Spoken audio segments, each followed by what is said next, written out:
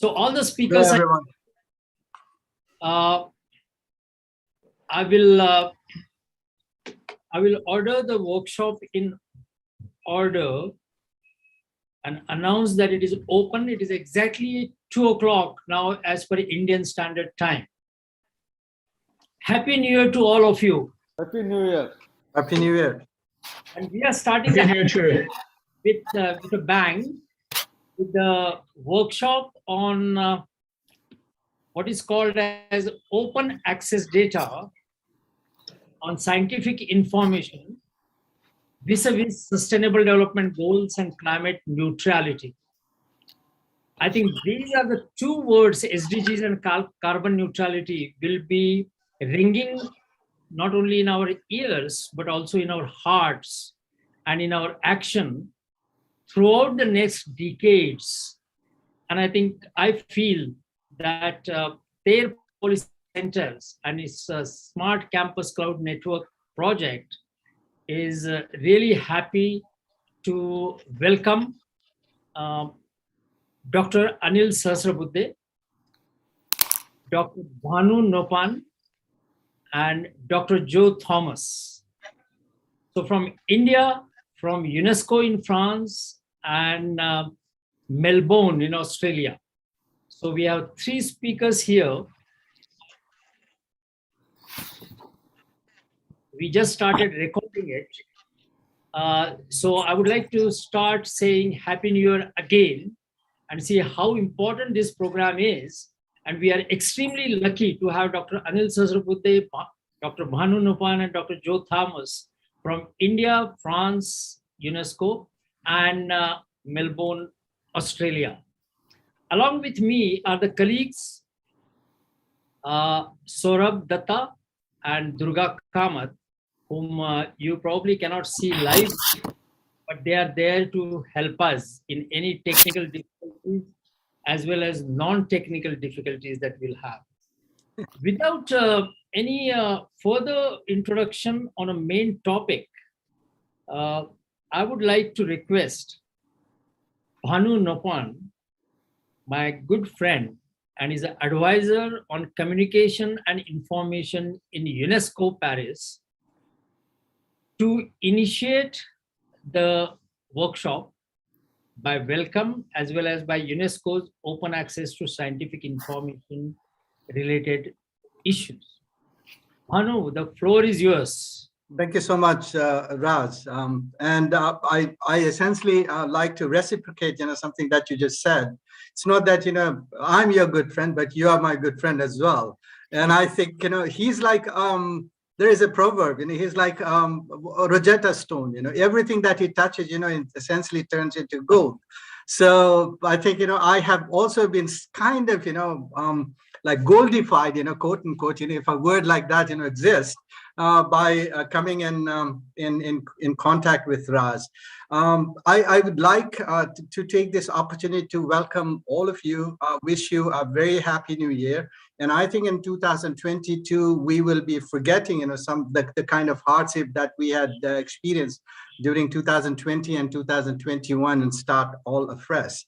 What I will do is, I will essentially, take you through a few slides, if I can. Can I share my screen, Raj, with your permission? Yes, I think Saurabh can do it. And I have some few minutes, I will welcome the delegates from India as well as Maldives. Both of these countries are extremely active in sustainable development goals implementation, as well as declaring their carbon neutrality. But it's not only declaration. I think both countries are known to have taken action to inspire the other countries in the region. So let me welcome that also. And I'm sure my friend Bhanu will echo my feelings that the first of the 3 series, first of the 3 workshops in this series is the first one we selected is India and Maldives, mainly because their action-oriented willingness. Bhanu, go ahead. Okay, thank you so much. It's India and Maldives are about 5,000 kilometers from here, or where I think, you know, where I am and where Dr. Thomas is. But it's quite amazing that, you know, I can listen to you, I can interact with you, and participate at this event live. Indeed, the digital technology have reordered our lives. In fact, it has reordered entire discipline and industries, from eBay to increasing use of artificial intelligence, machine learning is dramatically changing our lives and livelihood. But what about the science today? Has science also changed as we have progressed in other disciplines? And if in this, you know, I would essentially like to say that, you know, are our digital technologies engendering new methods of research and dissemination for sustainable development goal and climate change or not? That will be one of the questions. Is availability of big data and improved processing power is helping us explore new dimensions and new frontiers of science or not? You know, that's the second one. Are scientists using new communication tools to engage with wider community to build knowledge societies that are more knowledgeable about sustainable development goal and also conscious about carbon neutrality and climate change? While the answer of all of this is very much yes, but do we need a few champions to drive this agenda forward? We, of course, you know, we do. And this is one of the reasons why we are organizing this meeting today, to get new champions who can somehow open some of the processes that we have right now to achieve sustainable development goals and at the same time, you know, drive climate agenda forward. Before we take on this issue, let's just, you know, let's analyze the basic building blocks for science and research in India and Maldives. Maldives is very, you know, there is no comparison, you know, like, and I do not want to make a comparison of a country, you know, that is almost 1.4 billion, and the other country, you know, which just has, you know, 540,000 inhabitants. But I have to make this thing up that perhaps the total number of people or, you know, researcher who are engaged in science is one of the basic indicators that can essentially, you know, help us identify, you know, to what extent, you know, our country is progressing, you know, to achieve sustainable development. India is about roughly 253 researchers per million population. In Maldives, it's about, you know, like, because of the sheer size, and then, you know, like, total number of population is slightly higher than, you know, that is India. But having said that, let us in fact, you know, also look at, you know, whether or not, you know, we've got resources available, or whether or not, you know, government is committed about, you know, fueling the research processes forward. India currently is investing about 0.7% of GDP on science. On this, you know, if you juxtapose with, you know, the situation in Southeast Asia, which includes China, of course, you know, like, it's investing about roughly about 2% of its GDP in scientific processes. Sadly, you know, I couldn't find, you know, this information, matching information for Maldives. But we must note that, you know, it's not about like whether or not, you know, people are there, or whether or not, you know, resources are available that will drive, you know, scientific agenda forward. In fact, you know, scientific agenda is forwarded when science, or any form of scholarship for that matter, when it's talked about, when it's written, when it's shared, when it's in fact, you know, disseminated to a wider people. And this Christopher Surridge, you know, editor of Plus One, said a very interesting, you know, like, quote here, this: unless, you know, we talk about, write about, share, use and reuse, experiment, re-experiment, science cannot, you know, move forward. So this is, I think, you know, no matter to what extent, you know, we are talking about sustainable development goals and climate agenda, unless we are writing, disseminating, and then opening, the frontiers, that we may have, expanded further to others. I think, science is not moving forward. Let me just, share some statistics. As of March 20, in India, in 2019, I didn't have the latest figure. It published about, 161,000 journal articles in 1 year. Maldives published just about 35, which is of course because of the size and available research institution. But out of this, there are only 301 journals which are in India that are in open access, and the rest are not. India only has 98 open digital repositories. There are several other processes which are there, but I think they are slightly, and India is impact factor hungry. So unless you have a very high impact factor, and if you're publishing your thing or hiding your data to yourself, of course your science is considered as a bit say archaic or not so much say science friendly, quote unquote. So this requires changing our education and publication culture altogether. It's not that we are not doing enough science enough. We are doing enough science, but we are not sharing it widely as we should. So perhaps what we should somehow do is we should promote universal scientific literacy.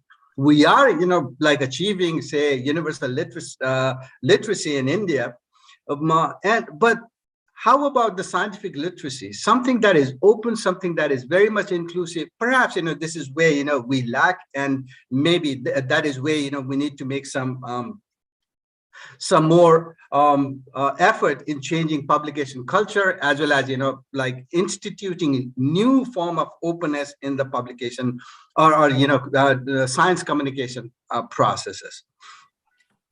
So perhaps there is this is what it needs, that we should push for science 2.0, because sustainable development goal and climate action will not forward will not gain the right kind of or give dividend to the population unless we move from science 1.0, something that we're doing right now, to science 2.0, which is very much integrated, which facilitates utility of science and fully utilizes our access to new technology and help use it for the benefit of humanity. So maybe this is where we should look at. If we, you may all be aware, and this is something that I'm pretty sure in 2018, we had undertaken a study, and we found that 10 out of Sustainable Development Goals, which was agreed in 2015, requires continuous feed of scientific research output, both in terms of research output as well as in terms of research data. So if we are talking about sustainable development goal, we must talk about openness as well as an almost real-time feed of scientific research output. And if this is not there, I think there is something that requires more effort. So openness of access to information is key to science, because science 2.0 and web 2.0 is almost co-evolving. They're evolving together, but at the same time, like how to the kind of stride that we have made for web 2.0, I think the similar sort of stride for science we have yet not done it. So open access to scientific publication and data, collaboration among scientific network, publishing blog articles, etc., have become characteristics of science in the new age. So this is the reason why we need to get enter into a dimension called open access to science, because open access is both a researchers' greatest output and technological innovations most important resource. It is the provision of free access to peer-reviewed scholarly and research information to all, both published articles as well as data. And it is when the right holders grants worldwide irrevocable license or right to copy, use, distribute, transport, transmit, and so forth. This does not necessarily, like goes against the intellectual property right, because many people think that, open access is against, intellectual property right, which is not. So something needs to be done, and this is something that all the researchers at university level, at the same time, like young faculty member, must know that it's not about researching and publishing or collecting more data, but it's about sharing data, and also the publication that they prepare, using that data to everyone.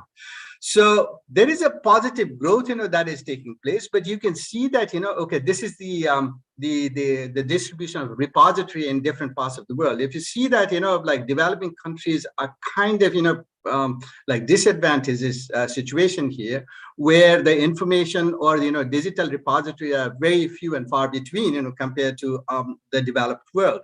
So most countries are establishing open access policies, and we see that up until till yesterday, like like I actually accessed this from roadmap, which essentially like monitors how open access policies are being utilized in different parts of the world. So this is happening, but the problem is, there are open access journals are also increasing. There are about 12,126 journals without APC, which doesn't charge any money. And the problem is, this needs to be somehow strengthened and pushed forward in the right direction. So the knowledge flow of SDG and countries are basically linked. As I said, that 10 out of 17 goals require sustainable development goals, and we are failing to achieve SDGs. Perhaps the science communication is one of the things that we are not doing it right. So this is a very uneasy gap, and I call it disconnect in the process of knowledge democratization for SDGs and climate change, and it is hurting not only the country which are in the benefit end, but at the same time this is also somehow disadvantages to people who are doing science, because science is not just for publishing new paper and articles and so forth, but also to seek how it is utilized to advance on the frontiers of SDGs as well as on climate change.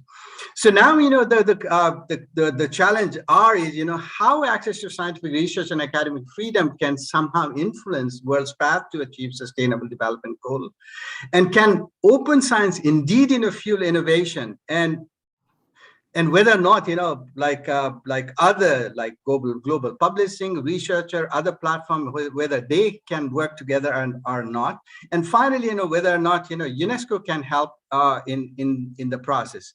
Yes, UNESCO can definitely help. Since 1974, UNESCO has been working in the area of like openness of some sort. It started talking about right of scientific researcher, and then moved toward since 2003 in when World Summit and Information Society was held. It started stressing about the importance of universal access to scientific information and knowledge. And there are two specific line of action that the world uses, which is called C3 and C7, an action line on e-science as well as on access to information, where UNESCO is leading or gives a lead in taking, with other partners, of course, to take the agenda forward. Just 2 months ago, UNESCO, on the request of 193 member states, approved a UNESCO recommendation on open science in November 2021, and we have started to work on this thing again. But what we really need to do here is to perhaps we need to relearn our ABCD again, and I'll tell you why I say ABCD. we have to essentially, talk about, okay, whether or not, advocacy of science or openness can somehow be revisited, whether the knowledge gap between the places or the countries, which have the knowledge and where it lacks, somehow be bridged, whether or not, capacity to advance and openness can somehow be developed, and whether or not, some of these advances can somehow be disseminated for the benefit of the whole world. So for the advocacy side, what UNESCO does, it provides policy support. And there is a detail in a portal that we have developed, which is called GOAP, and which is an acronym for Global Open Access Portal. .info is there. And if you go there, you'll find policy information of different parts of the world is available. For example, for India, there are 7 open access policies out there. There are 5 open data policies out there. There are 3 of free and open source software policies out there, but it needs more. It also provides a policy template, that can be very easily used to develop a policy for a country or an institution, and then, benefit from that one. We are helping bridge knowledge divide, and I think this webinar that we are organizing very much like fits that agenda of ours, that we are somehow bringing expert and scientists from different parts of the world, talk about the benefit of openness and taking the agenda forward. We are building capacity, and there are capacity building tools. If you go to Global Open Access Portal again, what we have done is, we have prepared detailed, say, a suite of things which is provided, in Moodle platform. You go there and you learn everything about, open access. It's available in 2 languages right now, and 2 other languages we're in the process of preparing. Right now, it's available in English and Arabic, but we will soon, be preparing in other languages.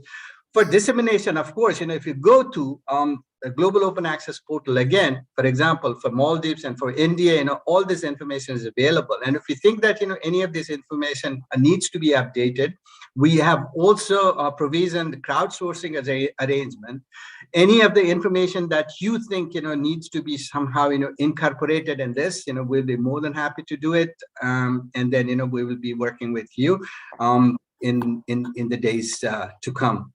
So I think the last point that I'll have to say is I thank you again very much for attending this event today, and trust that we will accelerate scientific science for peace and development in the days to come. I've essentially put a small video there which provides what kind of information. Thank you so much. And may I ask Bhanu? Bhanu, can yes, I would like to ask Dr. Sahasrabudhe whether he's getting late, and whether we have time for the video. Otherwise, we can show the video later on. Okay, I stopped it. Are you getting late, Dr. Sahasrabudhe? No. I'm listening and I'm learning. Okay, good. So, do we play the video? How long is the video, Bhanu? No. I think the video is just 1 minute long, which essentially talks about, because I provided 4, say, ABCD on what we are doing, as far as open access to scientific information goes. So it was there. Thank you so much. Yeah. Okay. You would like to play the video? You can go ahead. No. I think that's fine. I think I would like to listen to Dr. Sahasrabudhe, because that is, okay. I think much more important than the video.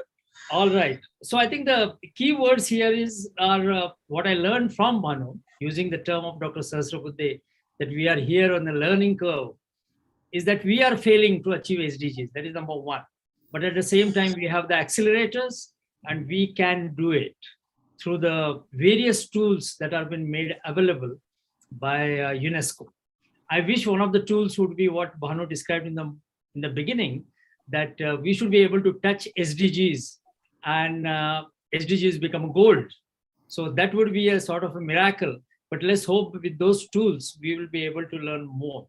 Our next speaker is Professor Dr. Anil Sahasrabudhe, who has been spearheading the educational sector in India on higher educational institutes. I mean, he represents, his a synonym is higher education institutes. And he has been a professor of mechanical engineering in IIT Guwahati, and also in IISc, Indian Institute of Science. He has got his doctorate, and more recently, the Mahatma Gandhi Award for the Leadership. That's I would like to mention among the various awards that he has got. And the last, very important, very related to open access, that the language translation is one of the main impediments for the open access. And AICTE, his institute, has been spearheading what is called as an artificial intelligence program for language translation. And that is what will be useful for UNESCO for artificial intelligence translation. And you may not require an interpreter or translators at all. And in fact, I intend to talk about AICTE as an AI is an artificial intelligence, and the CTE is a Council of Technical Education. Dr. Anil Sahasrabudhe, floor is yours. Yeah, thank you, Dr. Rajendra Shende. And I was very carefully listening to Dr. Bhaud program specialist from UNESCO France. He raised several issues, and that ABCD is very inspiring. Providing access, bridging the gap, capacity building, and finally dissemination. And just I recollected, he was talking about Web 2.0 and Science 2.0. But in fact, this science is probably not 2.0, much more. The science started way back, thousands of years ago in India, that is Bharat, in the form of Vedas and Upanishads, and was taught in Gurukulas and the universities which were established. And it was never to be closed access at all. Knowledge was always for dissemination. And we have a very famous term called Vidya Dana. That means we donate Vidya, that is the knowledge. And it is not meant for keeping with oneself. And that's why whatever research we do, we will have to distribute it, give access to everyone, assimilate it, understand it, and then disseminate it. And that is very, very important for all of us to understand. And I'm going to hear later Professor Joe Thomas from Australia, who is the convener of Institute of Health Management, National Coordinator from Australia. And certainly health sector is one which was badly affected during the COVID times in the last 1.5 years. And that's why how on one side climate change and the awareness of sustainable development goals and the open access. Outwardly, they appear to be three different topics, but there is strong connect. Of course, SDGs and climate neutrality has the strong connect. And you said that 10 out of 17 goals are directly, I'd say, why 10? All 17 of them have direct or indirect relationship with climate change for education. And therefore, this UNESCO's open access to knowledge and data through smart cloud campus networks of universities is very, very significant and important. As far as AICT is concerned, Dr. Shende already mentioned that we are working together on what is known as net zero, not zero. Now, we have been talking about carbon neutrality for quite some time. There are a lot of best practices.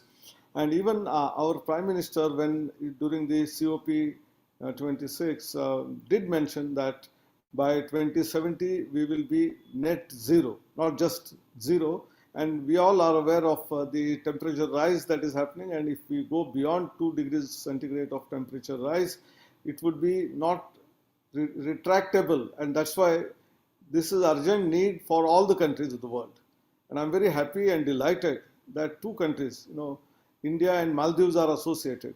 Citizens from these two countries who are attending this particular workshop on climate neutrality. There are 2 more to follow, but these are 2 significant. And in the beginning, the numbers were being rolled out by Dr. Bhanu. One is very massive in size, that is India. The per million population number of researchers may be less, but the sheer numbers are so large that we will be able to contribute effectively in terms of sustainable development goals, in terms of UNESCO's plan of open access. Although the journals which are in open access are less than 100 today, we need to have more than thousands of them for dissemination of all this information which is gathered as innovation and research from our institutions and universities. As far as the Maldives is concerned, per million may be large, but overall numbers themselves appear to be too small. But what is important is, it is not the numbers, whether small or large, but the commitment which these two countries have shown towards maintaining the sustainable development of the planet, how we will make use of renewables in terms of energy, how carbon neutrality is achieved. That commitment is more important than the numbers. And I'm very happy you talked about the intellectual property also. Even though the journals and the research papers are made open access, intellectual property remains.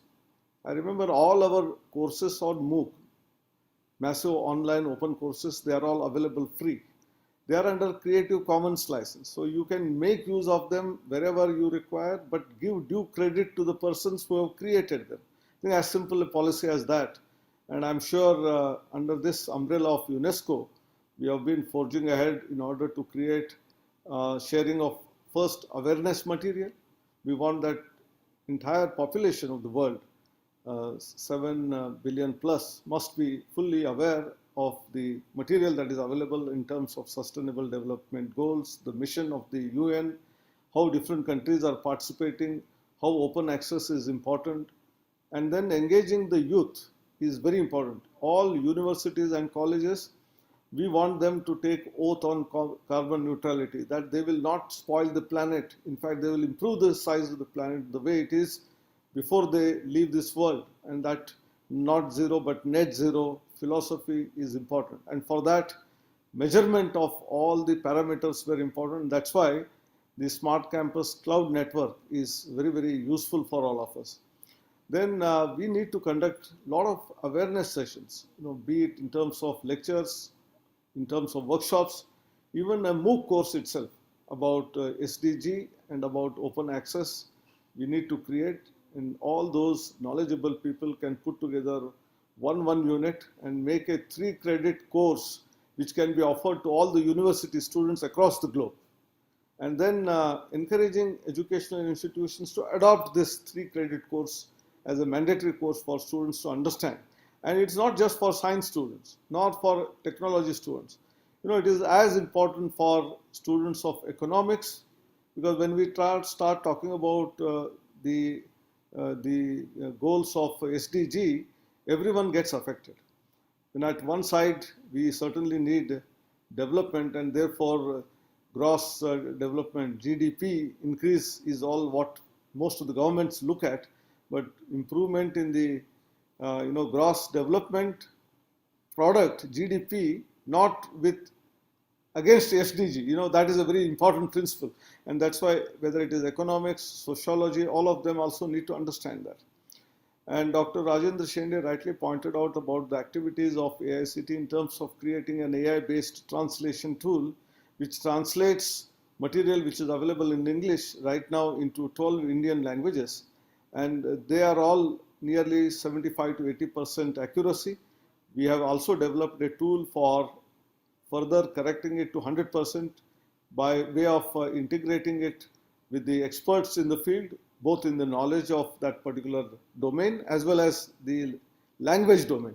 They sit together and then edit the contents so that 75-80% content will become 100% accurate, all done online.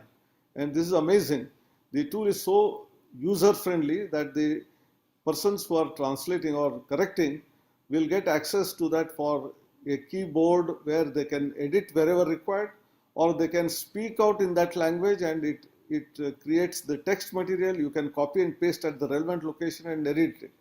This will empower all the citizens in all languages in India in order to learn what is happening in the scientific field, how SDG is important.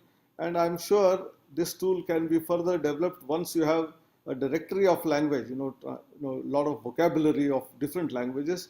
The same AI technique can be used to other languages as well. I think that is where we stand, and about 50% of the carbon which is emitted already has to be reduced, and that's a big task ahead of all of us. And I'm sure TERRE Policy Center, led by Dr. Rajendra Shende, the lessons learned from Dr. Bhanu, Professor Joe Thomas, we will take them into account. And as far as AICT is concerned, we will try to implement in right earnest to achieve the goals that are set for us. Thank you. Namaskar.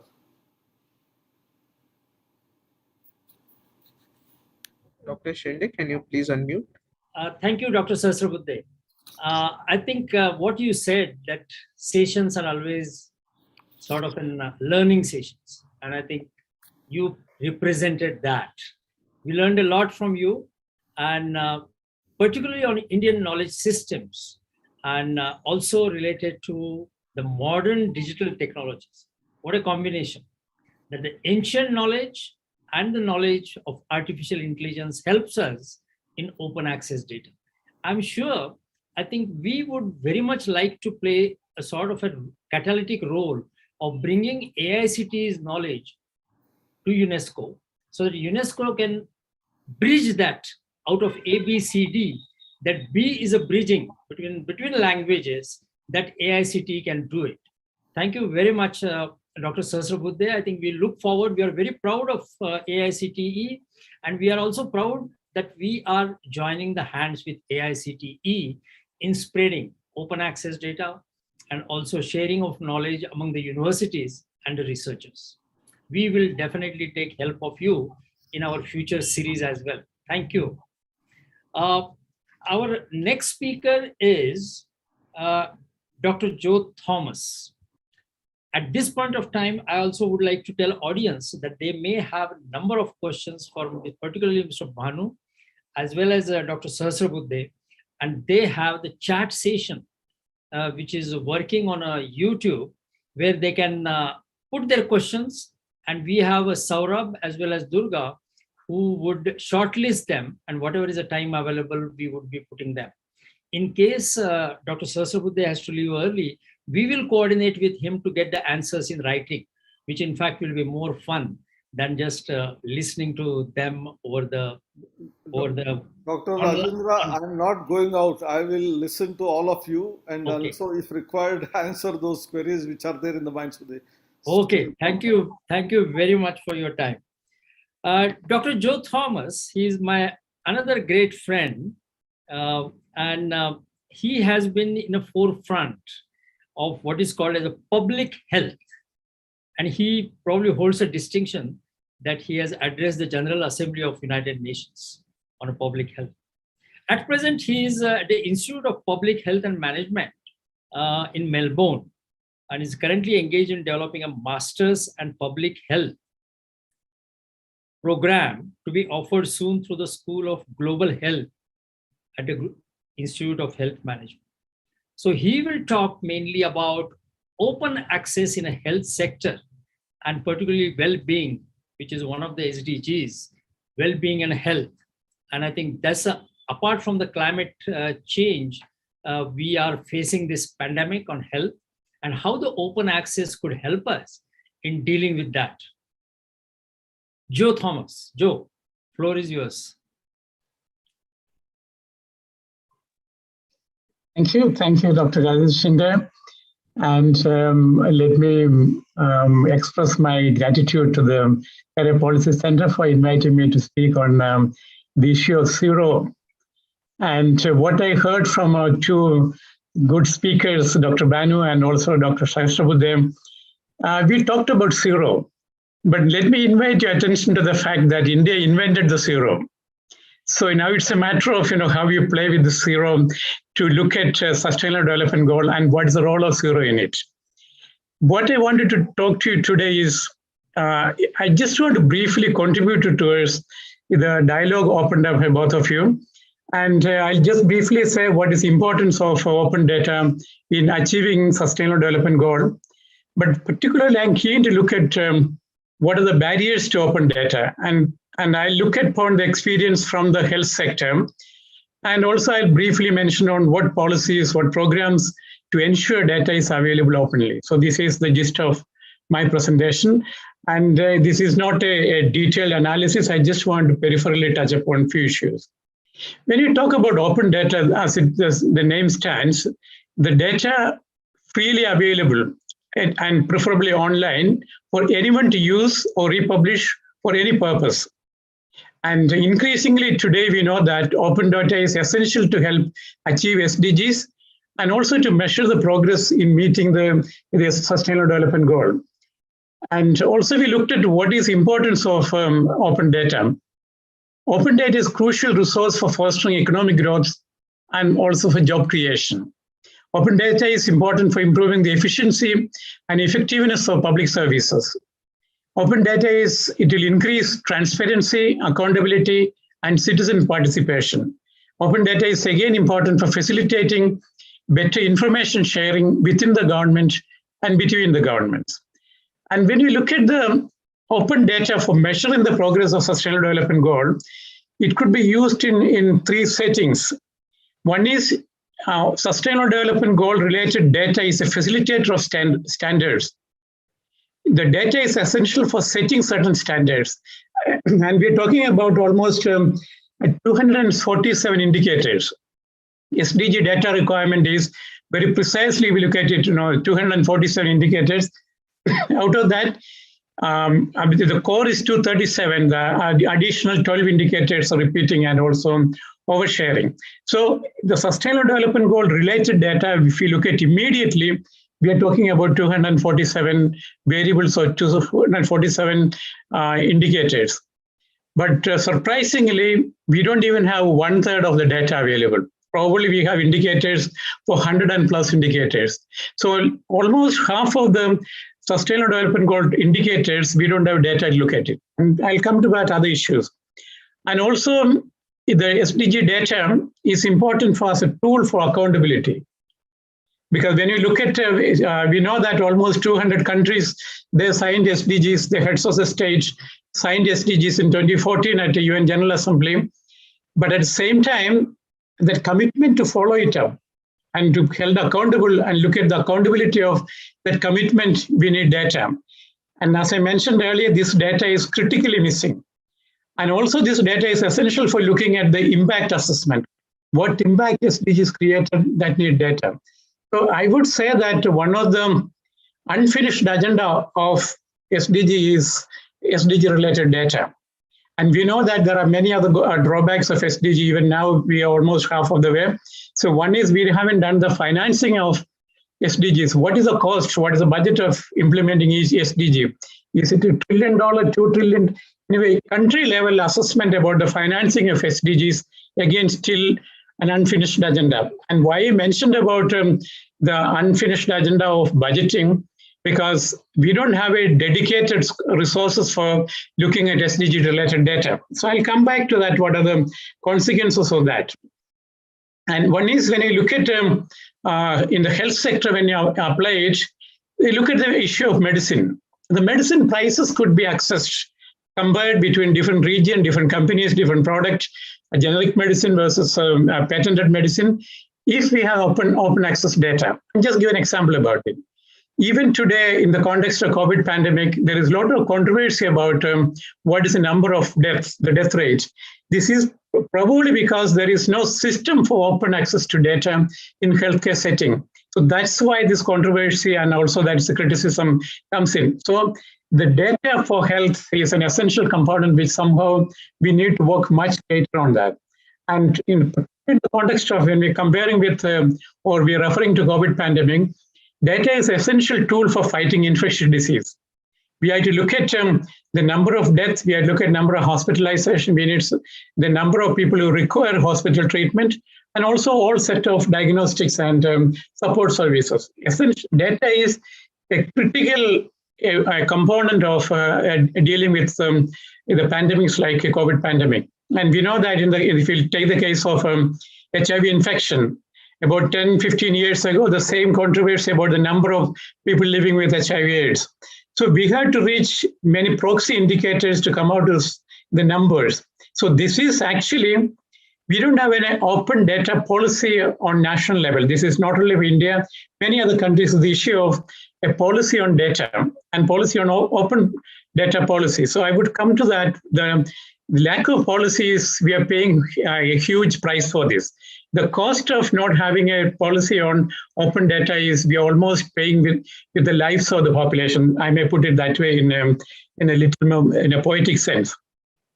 And also when we look at when the pandemic, COVID pandemic gripped the world, children continue to face the same crisis as they have for decades.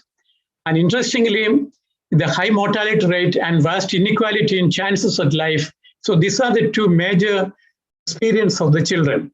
And more than 5 million children under 5, including 2.4 million newborn, died in 2020. And we know that the COVID pandemic killed almost 5 million population. So parallel to this, almost same number of children died. And also when you look at carefully, 2.2 million children and youth age 5 to 24 years, that is 43% of the adolescents again died in 2020. But the tragic part is that in many countries, they don't have data to find out how many children are dying. According to a recent study on UNICEF, the gap remains severe challenge for child mortality estimation and monitoring. Even to see what is the progress we are achieving in reducing child mortality, in many countries, there is no specific data. If you look at number, we are talking about 97 out of 135 countries. They have no reliable mortality data in the past 3 years. So this is the cost of not having a data. This is the magnitude of the data gap you're talking about. And also when you're talking about only just 40 countries have high quality national data in 2020, including the estimation model through national and subnational data. And this is available for about 80 countries, or yes, almost half of the world population, the countries in the world, they don't have enough data to even monitor the progress of sustainability. And when there is a data, we have issues about definition of data. And you may think, what is the definition of data talking about? Take the case of children.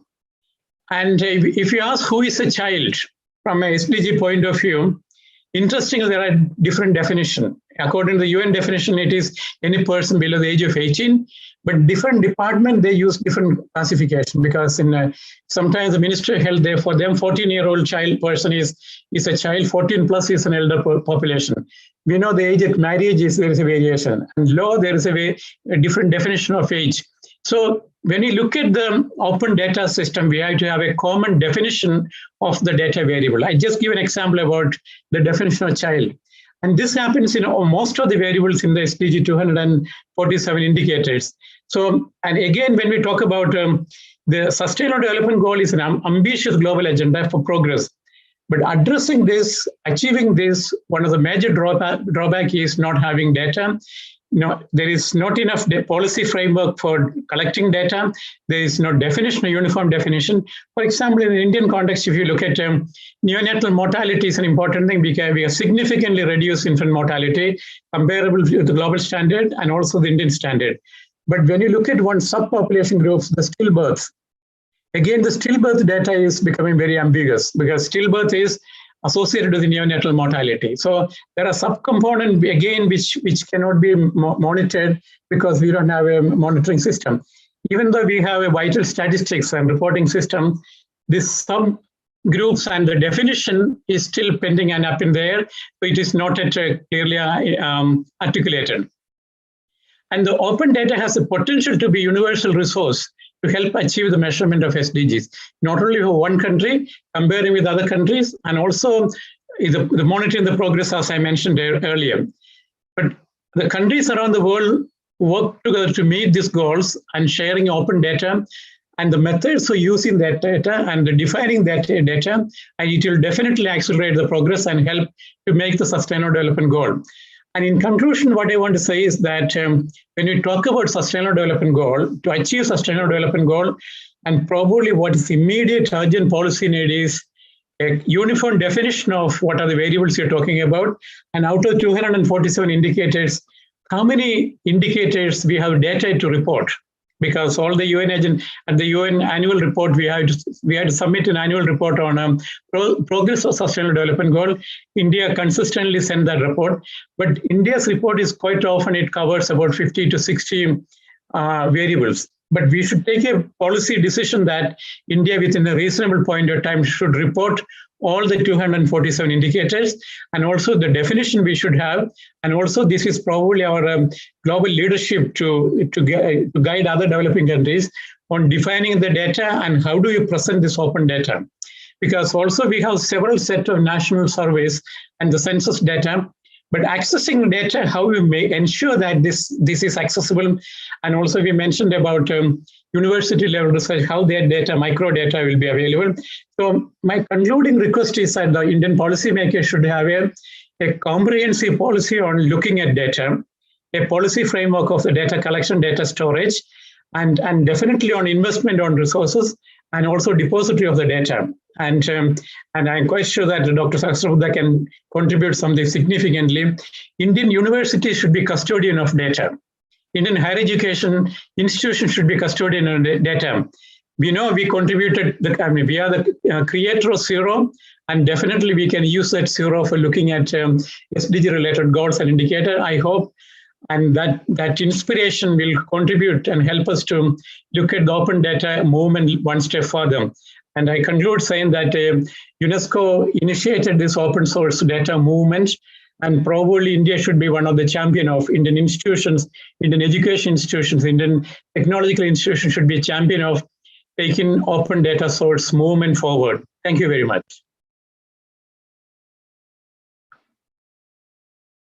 Thank you, Joe. I think it was very, very enlightening. The first thing which I learned, taking the theme of Dr. Sahasrabudhe, knowing that it is a learning exercise, I'm sure the audience, which is now swelled to more than 200 now on a YouTube, they are listening to all of us, our experiences, our challenges that we face. And I think Bhanu is learning also that it is not only A, B, C, D. It is A, B, C, D, D, D. It's a dissemination, it's a definition, and it is a data storage. So there are 3 Ds in 1 D. And I think these are the challenges that we are facing. Thanks for bringing that up. I think finance is a challenge in all the sectors. It's not only in SDGs, it's a climate change as well. And the equality, inequality, and getting the finances and resources and finding the source of that finance is also important, because everybody is in a calamity. And now the finance becomes a sort of a challenge, which is, we can give an adjective of formidable and then leave it like that, because I doubt whether any finances would be available. And I think Bhanu probably would be able to throw some light on what UNESCO thinks about financing required for open access data, at least of that. Dr. Joe, I think TERRE Policy Center is now understanding that it can play a role with UNESCO of getting what is happening in your Public Health Management Institute, as well as AICTE, what you can offer and what could be the challenges that are being faced, and help you in UNESCO, and how UNESCO can help because of their global reach. With that comes a speaker, myself, and I have only 4 lines to introduce myself. My name is Rajendra Shende, line number 1. Line number 2, from a small village in India, I went to Indian Institute of Technology, Bombay, and learned chemical engineering. And line number 3 is, from the private sector, I was selected through the global selection in United Nations, where I handled one of the most singularly unique successful program called the depletion of the ozone layer and bringing the ozone layer back to its original status. And last 4th is, I completed a circle by going from local to global and coming back to local again, where now I'm heading a NGO, which has joined the hands with UNESCO in organizing this event. I'm going to talk about how one of the projects called as a Smart Campus Cloud Network that Dr. Sahasrabudhe mentioned can help in accessing open data, as well as addressing the challenges of implementation of SDG and climate change, particularly net zero carbon neutrality. So I'm sharing the screen, and I will go pretty fast in getting this slide so that we have some good time to address the questions which audience has asked. And I think I will get it from Durga in a short time, by the time I finish this presentation, so that the speakers would be able to address it. So Smart Campus Cloud Network is simply a network of global university. And it addresses a main issue of mainstreaming SDGs and carbon neutrality in education, apart from many other things.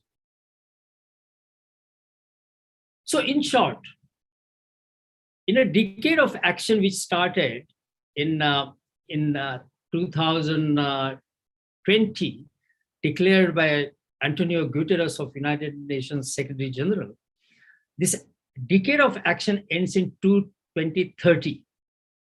Time is limited. And we have not started addressing the issue, as we can see from Dr. Joe. He was mentioning that even a data is not sufficient to understand whether we are approaching our endpoint or no. In climate change, the endpoint is 2 degrees centigrade, but Maldives, who is in a forefront of making sure that we should limit the temperature rise to 1.5 degrees centigrade. And it is not only talking about it, it's walking also. And both India as well as Maldives are attempting to reach to 1.5 degrees centigrade. First, the President Ibrahim Sail, he has said that Maldives will achieve the carbon neutrality by 2030. And recently, knowing the huge challenge that India faces, in all the respects, he still said that carbon neutrality can be achieved by 2070, and India will be net zero by 2070. And I'm sure the leadership like Prime Minister Modi will make it happen much before 2070.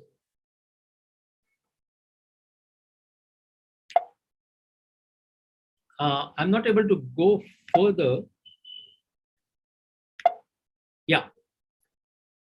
So if we don't do anything as present and keep on holding the data to our chest and not share it with other countries, we are going to reach to 4.5 degrees centigrade, whereas we require to get into the green path of 2 degrees centigrade. So the challenge is grave, and I think we need to address. So we need to invest in future and not in the past, as Antonio Guterres has said. How we will be able to do it? And the Smart Campus Cloud Network is one of the tools which encourages the sharing of information, openness, learning by doing, and what you learn is shared. And these are the 2 accelerators that have been found by Smart Campus Cloud Network. Accelerator number 1, use of digital technology, and accelerator number 2 is a sharing, being open in order to meet the goals within a time. And we are representing university. I don't think university needs a line-by-line explanation. University just needs their minds to be carved into what is called as sustainable development goals.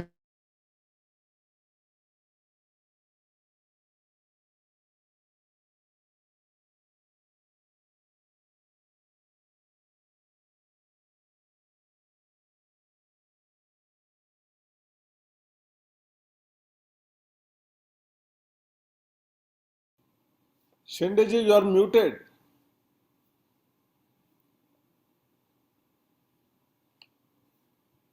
Professor Shende, you are muted. Unmuted, yeah. Yeah, is it okay now? Yes, yes. Hello? Yes, yes, we can hear Okay, you now. good. Okay, okay. There was a connection problem. And whatever we are trying to do in a university campuses and requesting or encouraging the students and the faculty that classrooms are important, no doubt, but you have to come out of the classrooms. Your blackboard is important, but start using keyboards. And your launching pad now is what you do piloting in a campus. So open access and carbon neutrality has a quite close connections. That is a sharing of innovations. The present energy technologies are not going to solve the problem. And some of the energy experts are talking that we now need to look at space reflection, the neutron energy, and not only hydrogen energy. And we need to go beyond that in order to get the targets early. And that knowledge cannot be patented. One of the greatest scientists in India, Jagdish Chandra Bose, he never took any patent to prove that plant has a life and how plant can be useful like a live animals. And I think that is the kind of a spirit and India knowledge system need to be put in a practice.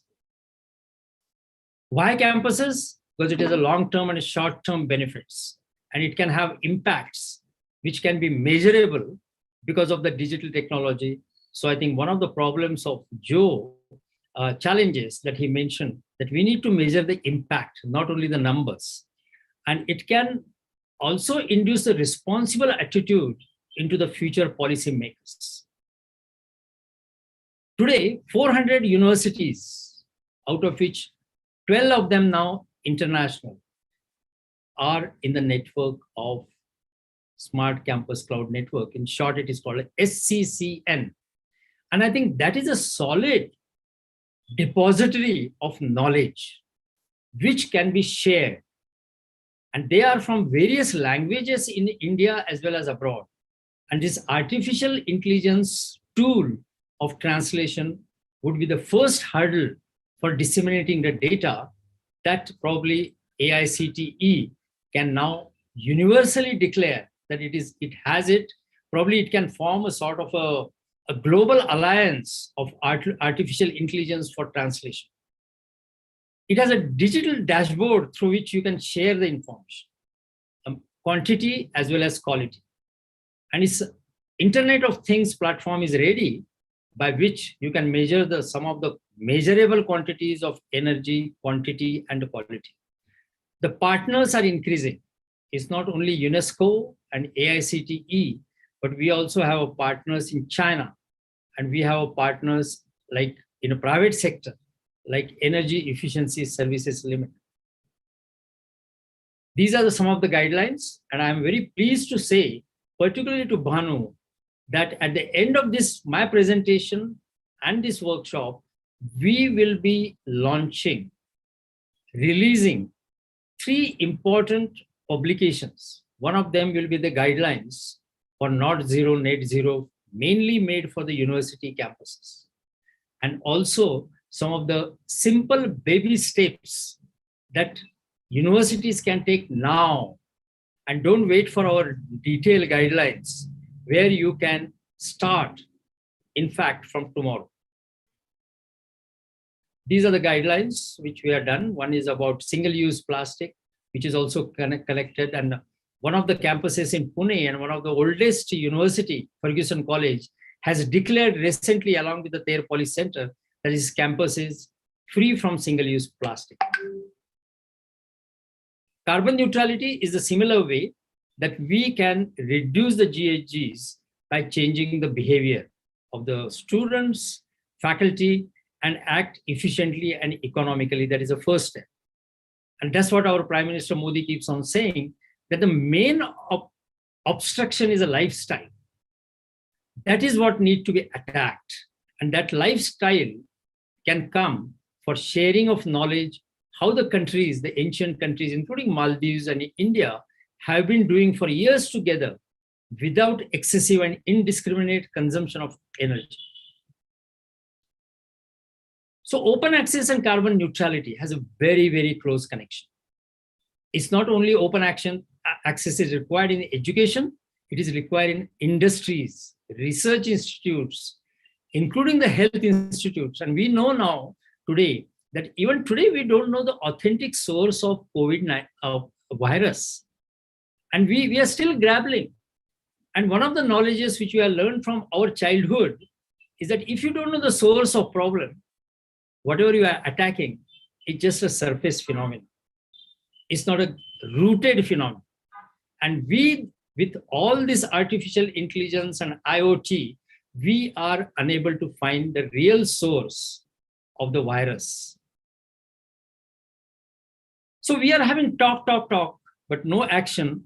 And we definitely feel that closing the data openly, disclosing the data openly will be accelerator for achieving the carbon neutrality. Recently, we joined hands with China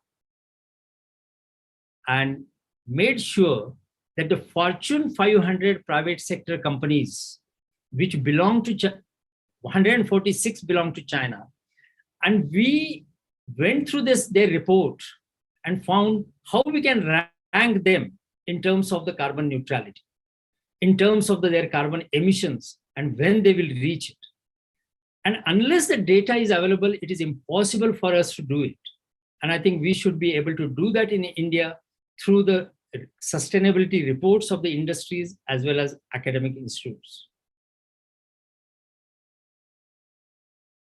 I won't go into the benefits of carbon neutrality now, but carbon neutrality in university campus is nothing but piloting, which everybody does. Industry does not start commercial production without piloting, without having the experiments in pilot plants or in laboratory. And I think that is what in the next 5 years, we have to complete this piloting in university campus. We cannot keep on piloting it for decades. We don't have to wait for that. And next remaining years, I think university students will be in a marketplace and they will be going professionally to disseminate the knowledge about their pilot plant results. Not Zero Net Zero, which was launched on 12th December 2020 with the help of Dr. Anil Sahasrabudhe and Energy Efficiency Service Limited Government of India Enterprise, that now has 250 universities taking this pledge. So we have a solid mass of universities now marching towards carbon neutrality. Nothing can be better news in 2022 than this.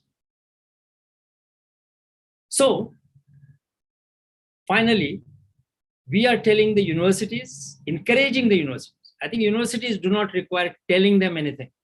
We need to only push them, catalyze them, and encourage them. And we tell them a simple message: just do it. And after 5 to 10 years, they should tell us, we did it. So we are just saying, talk to us, talk to AICTE, talk to TERRE Policy Center, Smart Campus Cloud Network, talk to UNESCO, and talk to Institute of Health Management, and we will walk the talk together so that no one is left behind. Thank you very much. Now I'm requesting Durga to get the questions to me so that we can ask the questions and the speakers will give the answers. So let me talk about first question. So I will stop sharing. And I have here a chat session.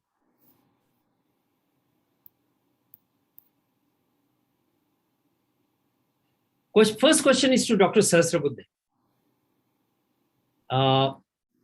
Bit difficult, but I'm sure Dr. Sahasrabudhe will be able to steer through it. Do you think, Dr. Sahasrabudhe, that GDP and SDGs go hand in hand? Yeah, it is certainly a very trickish and difficult question, but they can go hand in hand. When we are talking about GDP in terms of economic growth, any activity that will propel industrial activity, we must be always concerned about what effect will it have on the environment. Will it add to the carbon footprint, or will it keep it at the same level, or will it reduce? If the technology is such that it is going to increase the carbon footprint, we should not adopt it. We may further innovate and bring it down to the level of at least zero, if not net zero, which we are targeting. Otherwise, our whole purpose gets defeated. Secondly, we have large scale number of people who need employment. Why do you or we require large scale industries with heavy automation as well as lot of energy input? Instead of that, why can't we have low level of energy input and maximum production through the masses, which was also talked about by Schumacher in The Small is Beautiful on one side. At the same time, Mahatma Gandhi, when he said that rural industries, handicrafts, they should be given their own due importance. If we are able to balance the two, this balancing act is the most important thing. We should not lose sight of one for the other. We need employment, we need people to be fed, we need, all of that is certain, yes, but at the same time, we should not lose sight of environment. Thank you very much. I'm sure some of the audiences will be also thinking that the way we measure the GDP today, is it the right way to do it? And some of the damages which are done by enhancing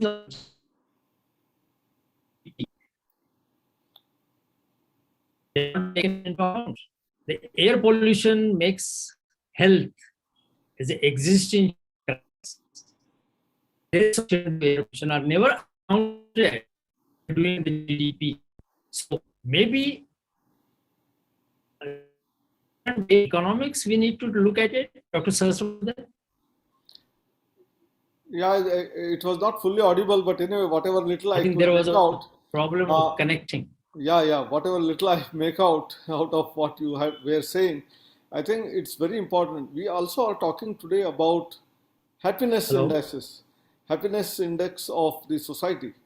And it is not necessarily only because of the economic development, because the lifestyle that we do, how we live with each other, our sustainability, our neighborhood, peace and happiness, they are all together to be taken care of as a holistic one entity, and therefore the parameters with which we measure SDG today may have to be tweaked, whether it is in terms of agriculture, health sector, education, all of that put together. We will have to do measurements which are not necessarily only in terms of economic activity per se, in terms of dollar terms or rupees terms.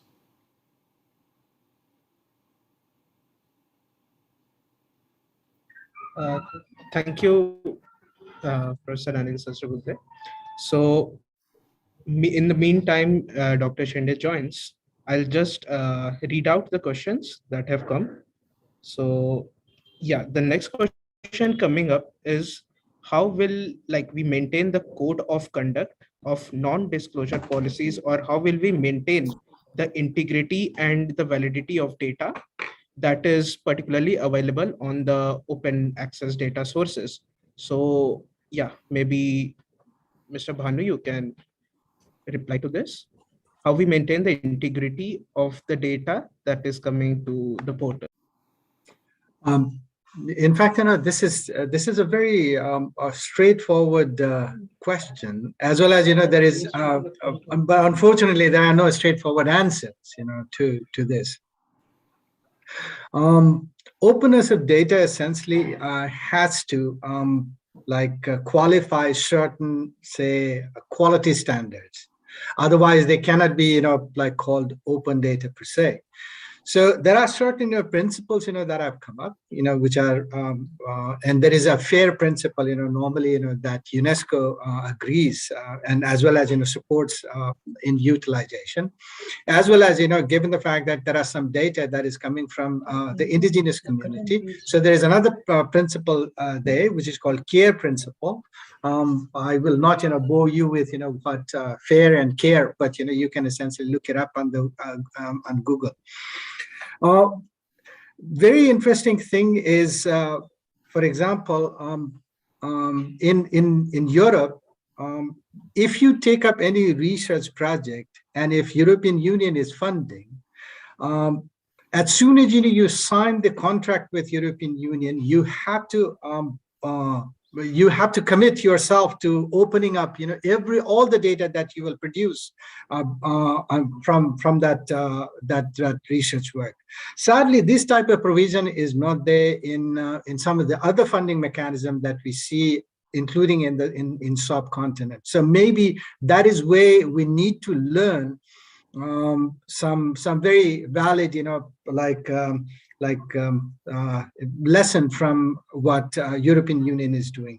The only good openness to data requirement that I also like it very much is that of DSTs, on biotechnology data, because when biotechnology research are carried out, it requires that DST requires that all the data are released. But there is, as I said, India is it's the cradle of knowledge, for the world. There are very, very, very, very intelligent, people. But for some reason, intelligent is kind of, is also very much guarded by, what kind of, impact factor is there, and if you guard, more data, that means, you're a king of the game. So many research institutions, they may be collecting and receiving a lot of money from different sources, but unfortunately they do not share it. So I think we need some champion. Maybe soon there will be many say Nobel laureate in India who will start say that I got my Nobel Prize because I did my research based on some open data which is out there. So as I said, non-disclosure clause, these are essentially imposed by the institution that is involved. So I think what India essentially needs is a very, inclusive policies at the highest possible level. Something that will come from maybe Niti Aayog or maybe MHRD, which will say that from now on, every researcher, everyone who is even earning his or her salary from the government funding, he has to sign when he joins the work that as soon as if I take up any research work during this process, if I collect any data, whatever I will collect, I'll start sharing with the wider world. So one of the thing I think I do not know where this thinking comes.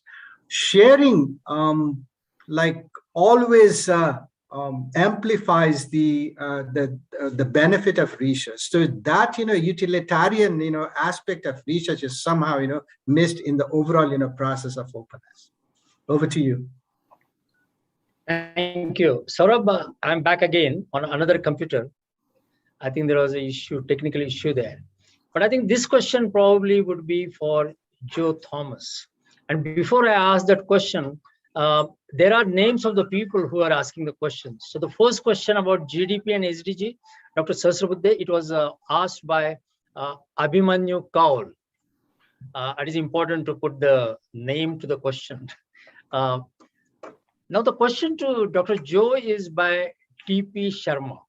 And what he says, as a professor of computer science, I'm worried that how to maintain the privacy of data. Who will take the responsibility when it is openly accessible across the world? Probably he's talking about certain health-related data, which the patient doesn't want to disclose to the others. And he wants to keep it with himself, probably. I'm just imagining. That is not what Dr. Sharma is asking about. But he says, who will take the responsibility of keeping it confidential? Because certain data is definitely confidential. And then he says, it's a crude oil. How it will be free? That's what his sentence is. I'm just repeating it, Dr. Joe. Yes, Joe.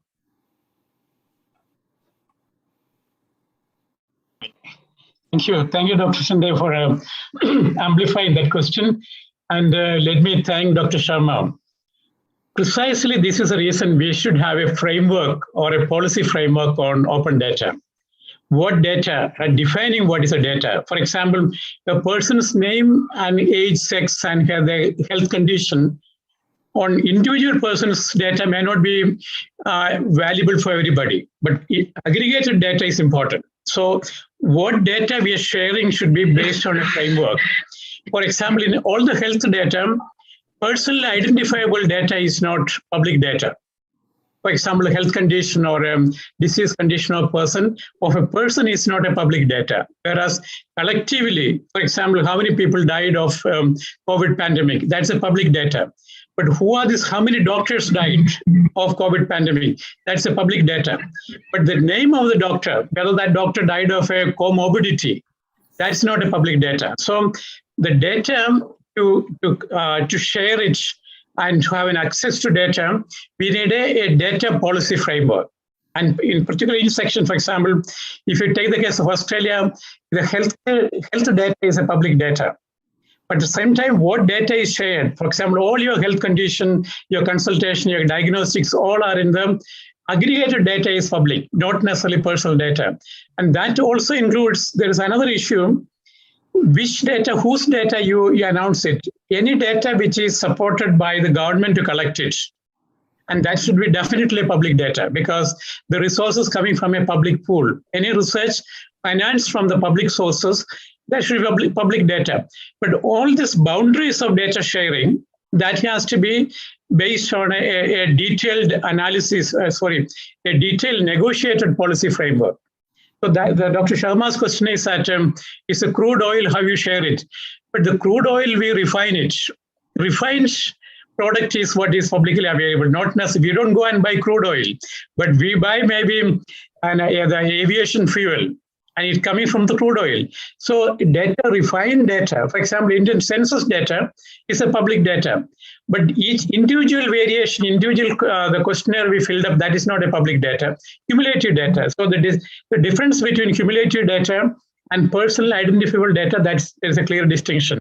And also the issue of ethics of collecting the data. Whether data collected through an ethical process is a second thing.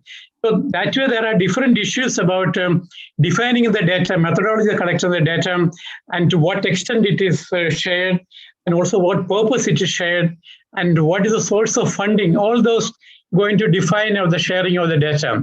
And if you look at the case of artificial intelligence, and particularly in the healthcare sector, in fact, the healthcare sector, for example, take the case of the mutation of the COVID pandemic virus. That mutation could be actually monitored by a properly developed AI program. But then the issue is that to what extent we predict it. For example, mutation can be based on that principle. We may be able to mutate artificially some of the viruses or artificially created the life forms. So, and when that data, how do you do it? For example, now already we have the data to create genetically modified living bodies. I'm not saying human bodies, artificially modified living embodiments already there. The famous case of Dolly the sheep. And in China, many researchers, they're looking at creating life forms. But this is also an important issue. How do you share the data? To what extent do you share the data? And to what extent do you allow to manipulate certain data? For example, data about the nuclear arms and ammunition. You can keep that data on public domain. And artificial intelligence data related to the genetic mutation and mutation-induced new forms. Can we keep it in the domain form? And also Dr. Shande mentioned about still we don't know what is the source of COVID pandemic, the COVID virus. And there are different hypotheses going on. And one hypothesis that probably is an issue of data management of the subtypes of the virus. There are many hypotheses. But the difficulty is that we can't conclusively say that how this virus came into the human population. There is no hardcore evidence or data to make a prediction, make an analysis. So that way I would say that what we need is a uniformly, nationally, globally, maybe one of the footnote of SDG was, it should have been the way you manage data. Defining all the data for these 244 indicators, precisely defining all the countries agreeing that this is our same definition. I just gave a very basic example about the definition of a child. We have difficulty to accept who is a child. by the age, the demographic factor. But similarly, most of the data, when you look at again, some data is highlighted, some data is not highlighted. For example, we have the data on neonatal mortality, but we don't have data on the stillbirth. So nuances of the data, unless we encourage through a policy framework. I hope the UNESCO's movement towards creating this open data source, it should be based on a state policy, national policy. And also when you talk about journal, the publication, there are several open source journals are coming up, but who is financing it? Whether researchers are financing it. If the researchers are financing it, many of them, if they are not economically financed research is carried out, they don't have the money to finance the open source journal. So the financing of the open source data system also should be part of our policy dialogue. Thank you. I hope I just elaborated a little bit of Dr. Sharma's question. Thank you for that elaboration. I think it was required. The subject is not that easy. I think Professor Sharma, DP Sharma, is asking yet another question. I think it is again to Dr. Anil Sahasrabudhe.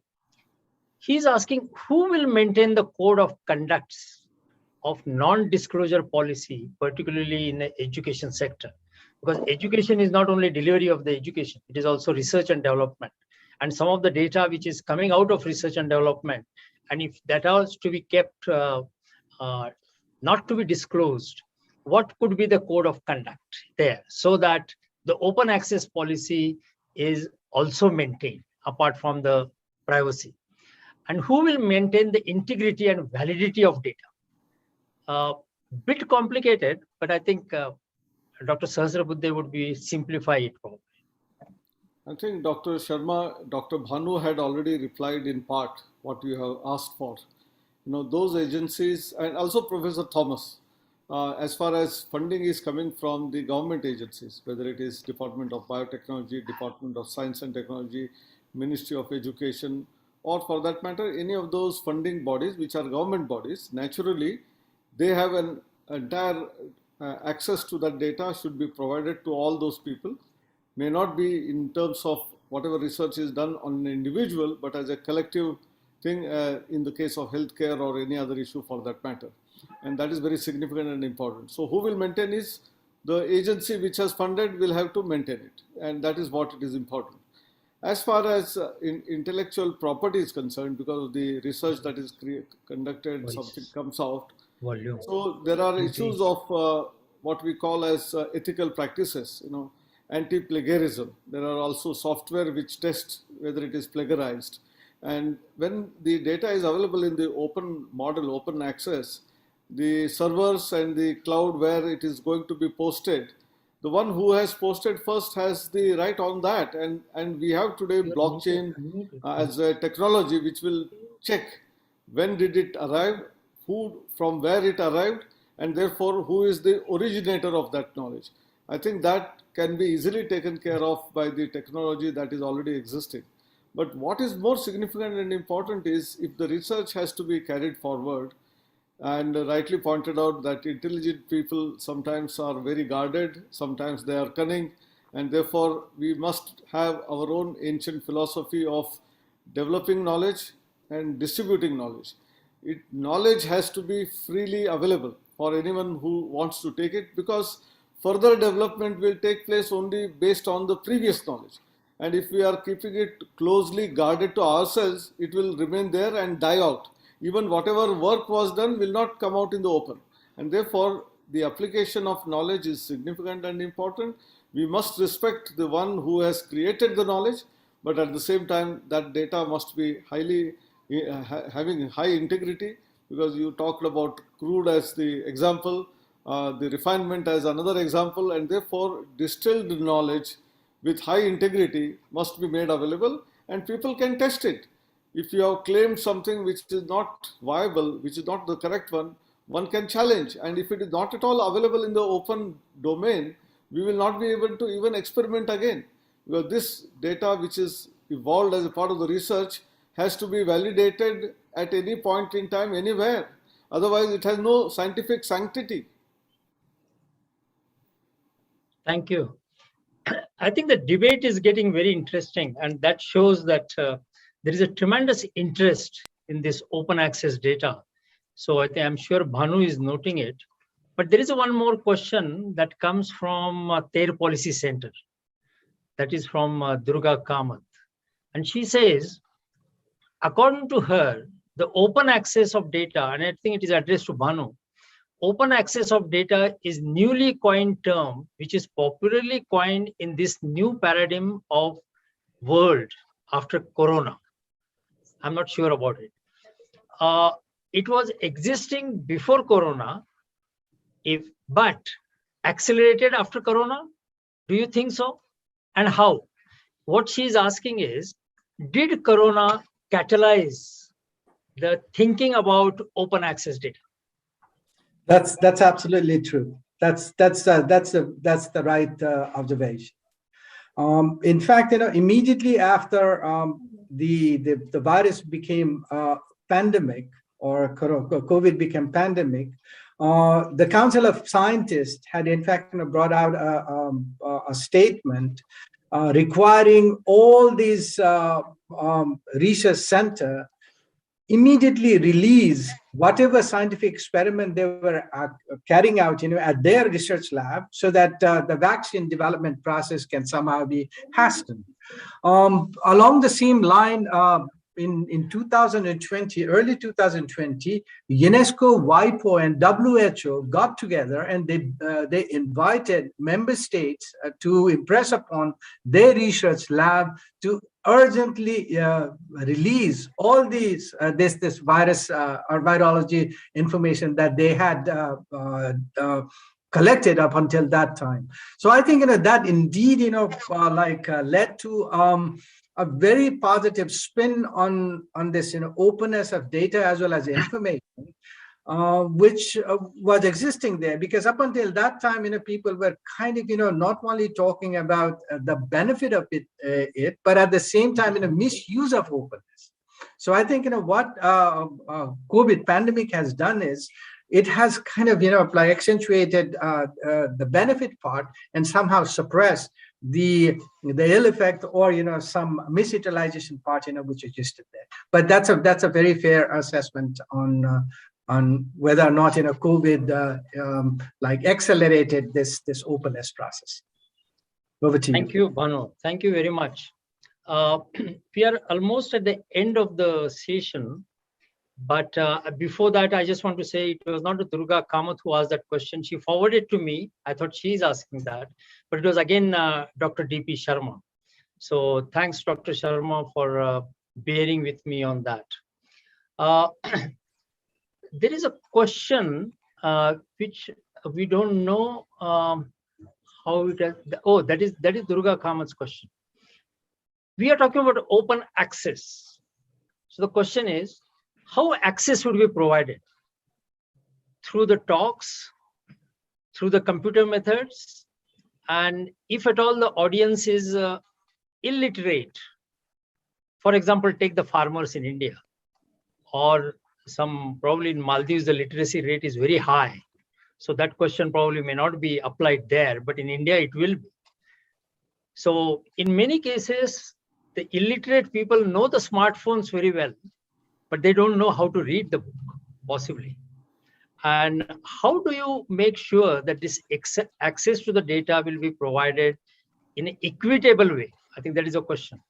And the second question is, how can innovative and efficient technology will be made available to rural communities, if at all they are patented at present? Because it will take some time for the germinating the issue of openness. So are you saying that some of the technologies will continue to be patented, or you have some kind of a hybrid model? Bhanu. I think there is a bit of a misinterpretation of the whole context of openness. As soon as someone has put in see, data are the basic building block, right? So once this building block is utilized to create something else, which is a product of this building block, that can become a proprietary, that the person, who has in fact added that value, he will have all the like luxury in the whole world to kind of, reap the benefit. We cannot essentially say that, okay, Apple's, operating system is brilliant, so Apple should somehow, give it to everyone to start using it. I think, that will be a very far cry, and I think, we are not asking for that. What we are essentially asking to do is to make the data, the collected data, like freely available, so that these type of, because not everyone is for profit. There are many, like pro bono institutions who will like to utilize, some of these building blocks to generate, products for livelihood, as well as, for the benefit of people.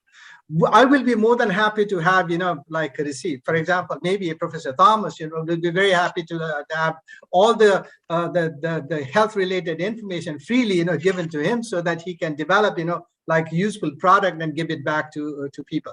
There are two very important things. One about, we have to be very, very, very careful about the visualization of data, how we visualize. If there are illiterate people, we have got now the ways, means, and processes to make that visualization, like illiterate, farmers friendly, for example. I do not want to use this word illiterate, because that somehow, demeans, what do they know, in terms of knowledge. But, like for them, farmers friendly, a lot of things can be done. But I think that's where the governments are. Like, I think they must, come in as an intermediary and somehow, foot the bill, so that, like whatever the product, comes out of that will reach the farmers, like free of charge.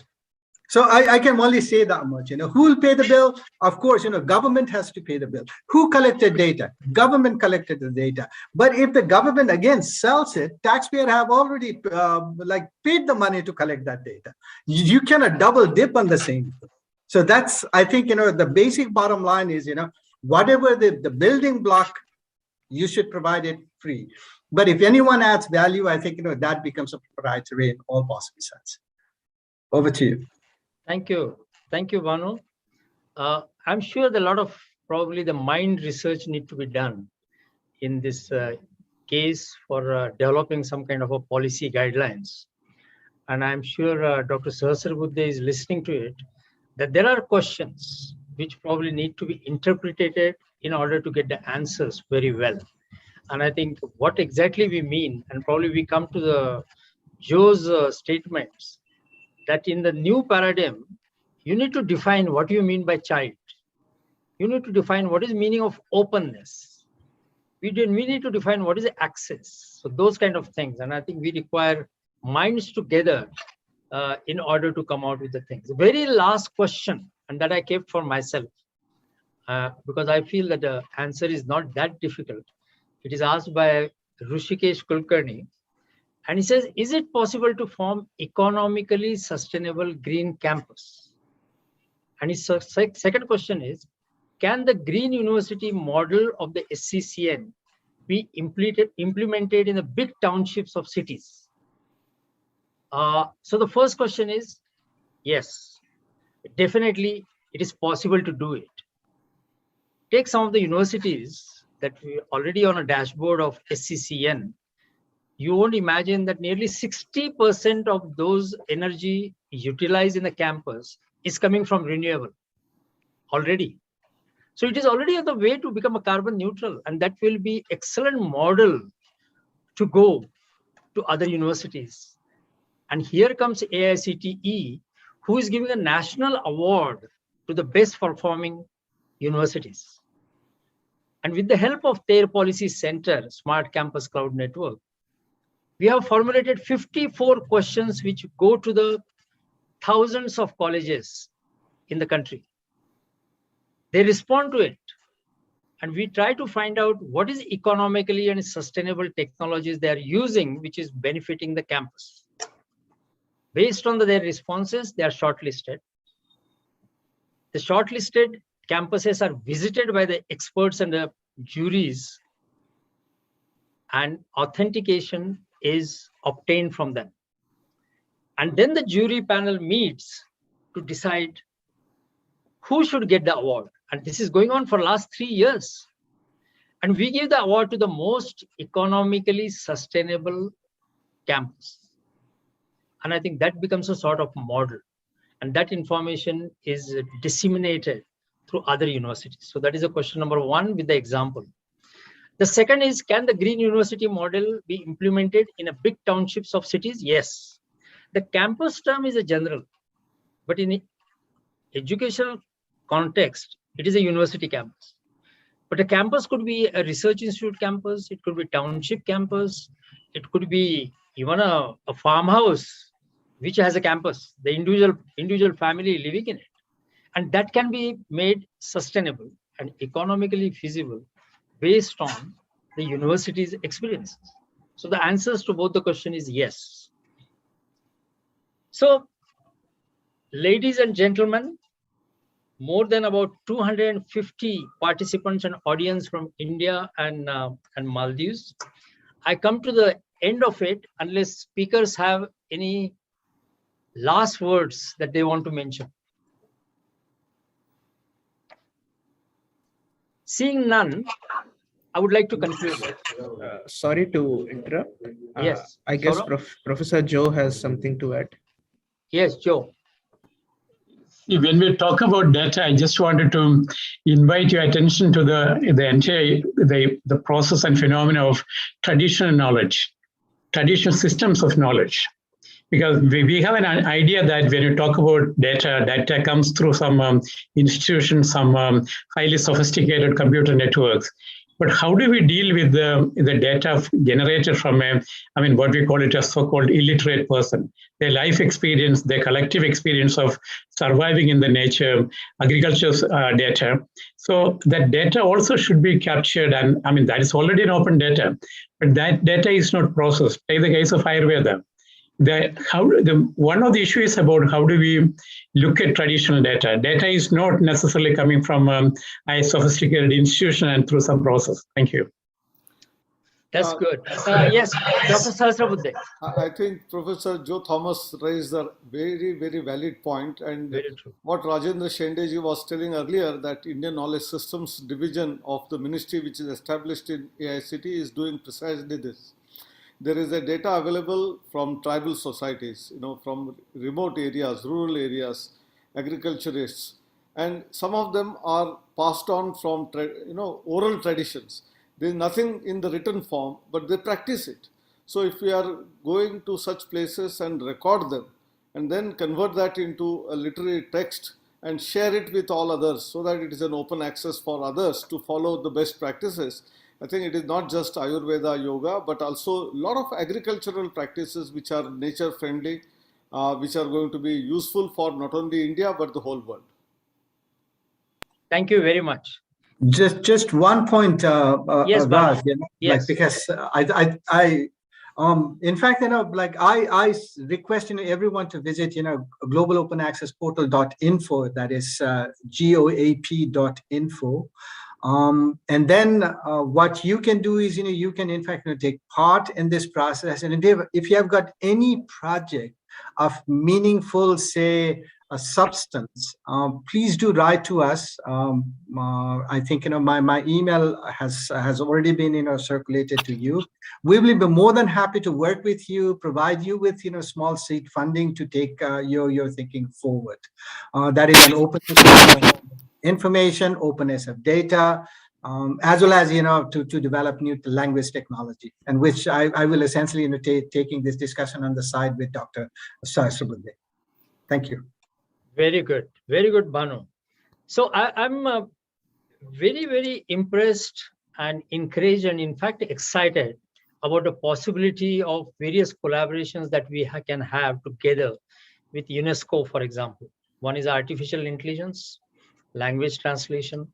Another thing is about defining and preparing some kind of a policy document in an Indian and Maldivian context. We can also, can you hear me? Durga? Hello? Can you hear me? Yes, you are audible, sir. Yes, we can. Yeah. Okay, okay. I'm just trying to see. Can you? Bhanu, are you sharing some video? Hello, Bhanu? No, I guess Professor Anil Sasrabudhe sir is sharing about Okay. portal he He's was telling about mentioning. Indian knowledge systems. Is that correct, Dr. Sasrabudhe? Yeah, yes, yes, yes. This is the website which I referred to. Okay. You wanted to And show all that. this is going to be available. Whatever is collected will be available as an open source for everyone to view. Okay. Thank you very much. You can probably stop share. Yeah, thank you. So my last part will be, I was talking about a collaboration, and Bhanu, we will work with Joe Thomas on health-related openness data, with Dr. Sahasrabudhe on Indian knowledge systems and artificial intelligence, and let's see what we can do about it.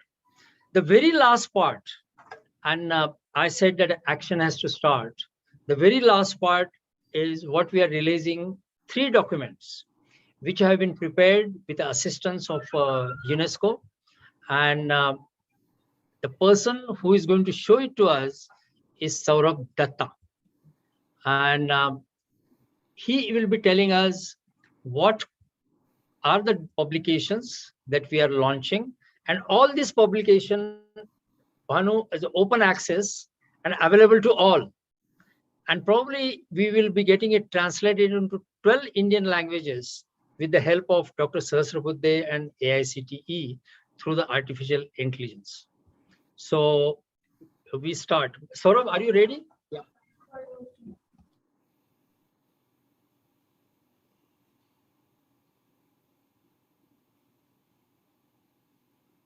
That is a Smart Campus Cloud Network Awareness Booklet. This is a simple roadmap towards the carbon neutrality. Simple baby steps that we call it. And it says act now, because they are baby steps for the adults. So can be done very easily. And these are a bit complicated guidelines, which are for the higher technical institutes. And we call it carbon neutral campus, not zero, net zero. And all done with the help of an expert review will be conducted before putting it on a website of TERRE Policy Center, Smart Campus Cloud Network, as well as UNESCO. And I'm sure we will be collaborating with AICTE to outreach to the others the way we are doing it for some of the sectoral initiatives.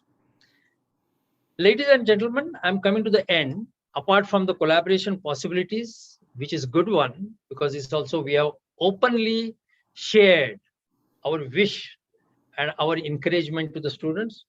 And we also see that we need to have certain background work on definition and data collection. And there is still some miscommunication about what exactly is open access data.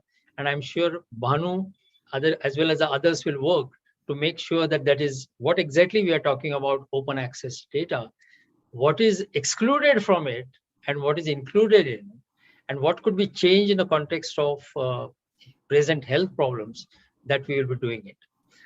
So thank you very much. There was an overwhelming response, and we will be informing the speakers probably the geographical distribution between Maldives and India on an audience of nearly more than 250 audience now. Thank you for your time. And this is not an end in itself. The learning will continue. Thank you.